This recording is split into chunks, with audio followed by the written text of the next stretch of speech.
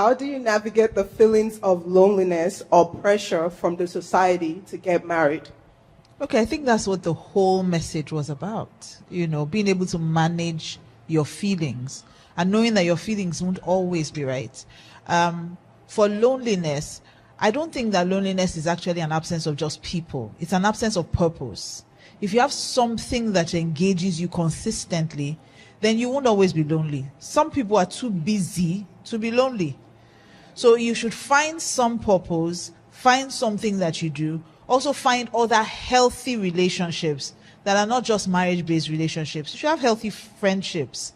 Sometimes you're a lady, hang out with the girls. You're a guy, hang out with the boys. There are things you can do that will keep you from being lonely. Then when it comes to navigating people who always put pressure on you to marry, I always tell people, it's interesting that people push you into marriage, but when there's a challenge, they are never there. Because what they are pushing you to is not marriage, it's a wedding. People want to be a part of a wedding, not necessarily marriage. So you may have to stand your ground. I don't know about here, but back home in Nigeria, there's this thing that people say. Maybe they meet you at a wedding and you're single. They say, oh, when are we coming to eat rice? And I always say to young people, tell them when you cook it. Because you can't put me under pressure because you want to eat rice. So you have to be very clear on why you want to get married. That will now determine when and who you get married to. Yes. Hallelujah.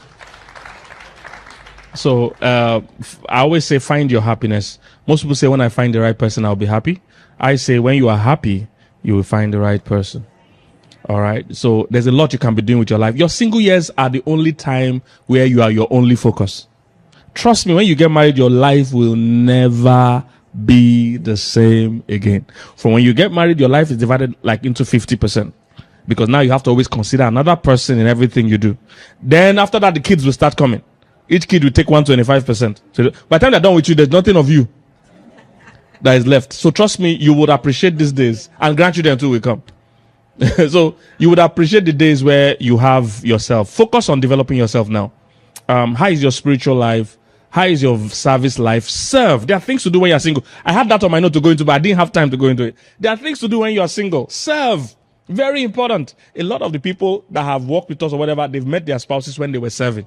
Even in the Bible, when Isaac was looking for a wife and the servant went to look for a wife, he said, any woman I meet at the well that will give me water and give my camels water.